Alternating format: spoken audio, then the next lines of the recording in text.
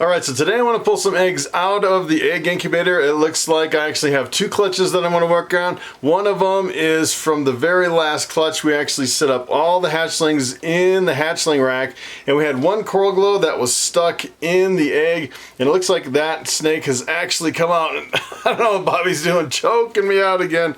Alright, Bobby. So what I'm going to do is I'm going to take a look at that coral glow, and I'm going to give him a name and set him up in my hatchling rack. And then I have another clutch of eggs that I actually bred my albino pied to a pinstripe. So it's always interesting to breed a recessive into something that you really haven't proven that it could be het for recessive. So I'm expecting all the babies will either look like pinstripes or normals. Everything will be 100% het pied and 100% het albino, but you really never know if that pinstripe female could actually be het for pied or albino. So sometimes the hets kind of get lost, and you get possible hets that kind of get, you know, lost through the breeding. And it's, you know, I'd say it's possible, a remote possibility, that almost any snake can have some hets in the background that you don't really know what's popping up. And sometimes, you know, if you're breeding a bunch of stuff together and you get down the road where you're breeding and proving out those hets that you don't even know about, sometimes you can be totally surprised. So it'll be interesting to see if my pinstripe could possibly be het pied or het albino. And if it is, say for example, if it's het pied, 50% of the babies would actually come out as visual pieds, which would be pretty cool. You know, it's kind of a long shot, but it'd be kind of interesting to kind of go through the eggs and cut them open and kind of see. And I know one snake, it looks like one snake is almost completely out. I was just peeking in the incubator, and I think it's a pretty safe time to cut the rest to peek inside and take a look at those hatchlings. So let's pull some eggs out of the incubator and take a look at some baby snakes. All right, so after these two boxes, I'll only have one more box of eggs in the incubator. It's pretty much the end of the season. We're looking at the last eggs. I've probably hatched out about 100 hatchlings this year, and this was actually my normal female crossed with a coral glow. And we know this was a coral glow from before. I thought maybe there was a problem with this one because it was kind of lagging way behind. Hopefully there's no problems with this guy. And this one, from first glance, it looks really beautiful. Take a look at that. That is a really beautiful coral glow. Not even, whoa! If I can hang on to it and not drop it, wow! This thing's kind of getting away from me. Woo! Alright, so this one's actually, if I can hold on to this one, this is coral glow 50% het pied, and you really can't tell the pied influence on the coral glows. You can't tell. There's a 50% chance that this could be or may not be het pied, because actually the male that I bred to the normal was actually a coral glow just like this, but it was 100% het pied. We know for sure from the pairing on that was actually het pied. So this is a really good looking snake, no problems at all. It doesn't even look like it's going into shed. It's looking really good. Sometimes they're, you know, looking like really like they're going into a shed. This one looks really bright and clean. Really good looking snake. Look at how beautiful that coral glow is. That is really neat. So what I'm going to do from here, actually, I'm going to actually give this one a name and set it up in the hatchling rack. Alright, so this is what I use for my hatchlings. It's essentially an ARS hatchling tub, and I actually have an ARS 1039 that has 39 tubs and an ARS 1065. I think I can hold pretty close to, I think it's 104 hatchlings between all my hatchling tubs. And what I do is I just use this coconut chip. You can use like a Repta chip or Pro Coco. I like Pro Coco because I can order it by the half a pallet and it's a lot cheaper. Comes out to about $11 a block if you buy it about $1,000 at a time, which is kind of crazy. And then I have a little hot spot in the back that's set at 90 degrees. So what I'm gonna do is I'm gonna actually give this guy a name. This is, I think this is my 4th or 5th coral glow that I'm gonna have at the next upcoming show. Oh, here's a good name. This one is Stormy. That is a neat name. All right, so here is the label that I use for the tubs. This one is named Stormy. It's a Core Glow 50% het pied, and I stick this right above the tub, right on the metal rack, so I can keep track of which snake is which. All right, so here is the next box, and I usually don't use boxes this big, and the reason I did is because I was busy in the morning when she started laying, and I actually had to take off for the day, and then when I came back, the eggs were really stuck together, and I couldn't separate. I didn't feel comfortable actually pulling them apart, so I put them all in the box in one big pile just as she laid them. So it'll be kind of interesting to see what these look like right now. Oh, wow, take a look at that. That is really wild. That almost looks comical, like it's a puzzle or something. Take a look at all those heads sticking out. That is pretty wild. That is a cool. I've never actually had them stacked up and all sticking their heads out like that before. That is pretty funny. So what I was kind of looking for, well, you can't really tell. You know, there's a possibility I'll get some pies, but you really can't tell by the head, I wouldn't think. So you'd have to cut them open a little bit to see the pies. But I was wondering if this one was het albino. And off the bat, I don't see any that really look like albinos. So what I'm going to do is, I think what I'm going to try to do on these is I'm going to actually try to separate them one by one over here. And I think now that they've been cooking for a while, it's probably easy to separate them. So what I'm going to start with is this one here that actually hasn't even started peeking out yet. And we'll take a look at this one, see if we can take a quick peek inside. And what I do is I just use a scissors, take a little snip, and then just take a peek inside. And I use these big scissors. I know a lot of people like the small ones, or they cut with the razor blades. Let me tell you, when people cut with a razor blade, that kind of freaks me out. Or the small scissors with the pointy ends. I'm always afraid I'm going to poke my baby snake in the eye. And I like these big dull ones. I guess it's just personal preference. You can use whatever you want. But it's kind of interesting how people use different scissors. Let's take a look at this one. And these are all, I'm sure they are ready to come out. So I'm going to cut them open a little bit bigger. Ooh! And the weird thing is they kind of have veins, and you cut the vein. It's not really a big deal. And sometimes they can bleed a little bit, but it's not really an issue. This one, let's see here. I would say that is a mess. Well, I would say that one looks like a pinstripe. If you can take a look at that, so either they're going to be pinstripe or they're going to be normal, assuming we know the genetics on all of these. Yuck, that is really messy. So it looks like we got one pinstripe from that one. So that's actually a pinstripe, 100% het pied, 100% het albino, which is really cool.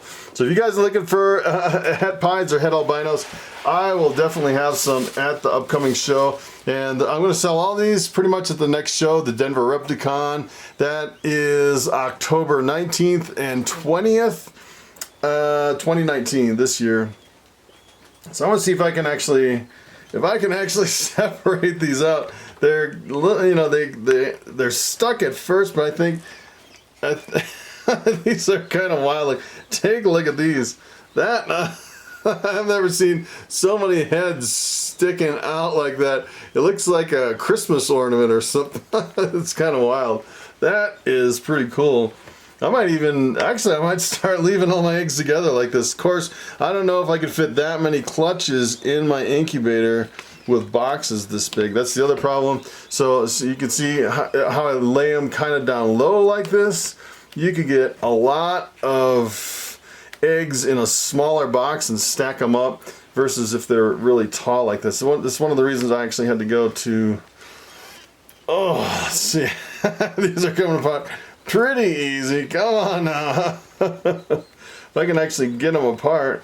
And it's kind of hard to tell by the head as far as what we got on some of these. So far, looks like we just have the one pinstripe that we know for sure. Wow, this one is really stuck together. That is, I've never actually separated eggs this late in the game. Wow, look at that. Oh, that is just really bizarre. These snakes are not happy being pulled apart alive, sticking their heads up. Oh, that is pretty wild. Well, that was something different. I've never actually done that before. So let's take a look at some of these other snakes and see what they are.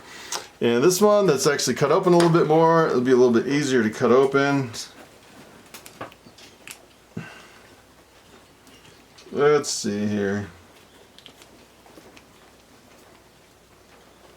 This one looks pretty normal. That is a normal. So far we have one normal and one pinstripe. And some of these I kind of like to tease their heads back in a little bit.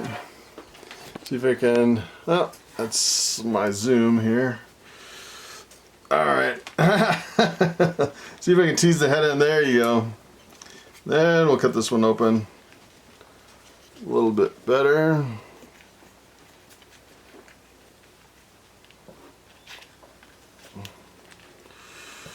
This one, I definitely don't want them to come out because sometimes they'll have the embryos attached. You definitely don't want them to come out until they're ready.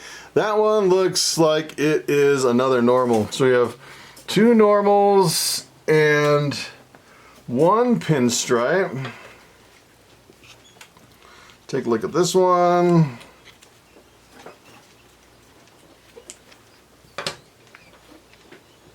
This is another normal, really kind of a yellowish orange looking normal. That's a good looking snake right there. So what do we have? Three normals and one pinstripe. This is not, let me tell you, this is not my year for the Lux. I'm ending up with so many normals. It is unbelievable. I can't even believe it. Last year I hit all the odds and I was hitting all these really cool combos and it's like I couldn't miss. And this year it's like every single clutch I'm missing all the odds. I got so many normals. It's unbelievable. And speaking of normals, here is another normal. Of course, these are all 100% het pied and 100% het albino, which is good. You can't miss that since it's 100%. So what do we have? 4 normals and 1 pinstripe. Oh my goodness. On my last box, I think I had 1 coral glow and 4 normals. That's like, how bad can you get in a year is for the odds. It's pretty amazing. I just can't even believe it. So that means next year I should do really good because this year it's flipped one way, so hopefully next year it'll be flipped the other way, which would be pretty cool. So this one looks like, hey, it looks like on this one we actually hit the pinstripe. If you can see that in the mess there, we got 2 pinstripes and 4 normals. All right, let's take a look at this one. I'm hoping for a pinstripe on this one. Let's take a look at this one. And sure enough, hey, we're doing a little bit better, finally. You can take a look at that one. You can see right in there, that is definitely a pinstripe. So we're doing a little better. 3 pinstripes, 4 normals.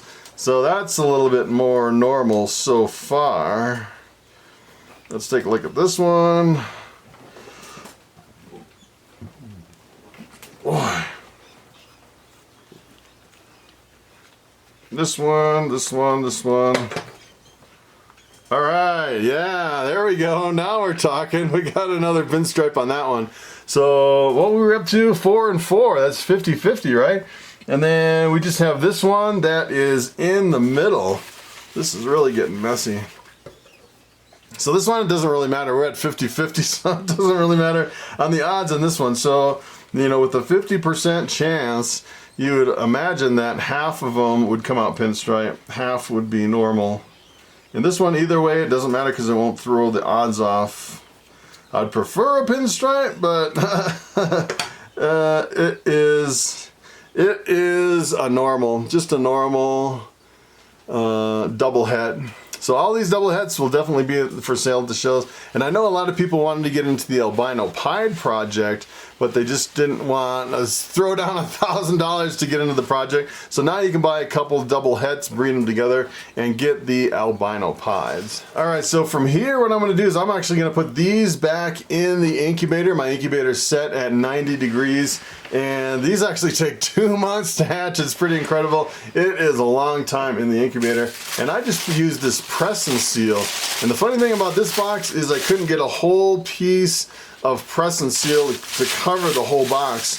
So what I actually did is use 2 halves, and I'm just gonna reuse this press and seal because they're only gonna be in the incubator for probably maybe 2, maybe 3 days before they all come out. And then once they come out, we'll give them names, and then we'll set them up in the hatchling rack. And then after this, I have one more box of snake eggs that I think there's only 6 eggs in my very last clutch, and that is due to hatch in just 2 more weeks. And then I'll be done with the ball python breeding season. And then pretty much what I have to do is figure out what I'm gonna breed next year. All right, so that was pretty interesting. Now we know that that pinstripe is not het for pied, and it's not het for albino, since we bred an albino pied to it, and we didn't see any visuals for pied or albino. At least I'm not sure about the pied. It looks like when we looked into the eggs, I didn't see any splotches of white, so I wouldn't imagine there'd be any pied in there. And usually with the albinos, you can tell with the red eyes if they're albino. It's pretty obvious if you have albino. And the funny thing is I bred that albino pied to my clown female, and the interesting thing is all the babies came out looking completely normal. So essentially what that did is it proves that my clown doesn't carry any pied or albino, and it proves that my albino pied is not het for clown. So it's kind of interesting how you prove out the genetics the further you go in your breeding. So that's pretty much it. Thanks for watching, and I will see you next time.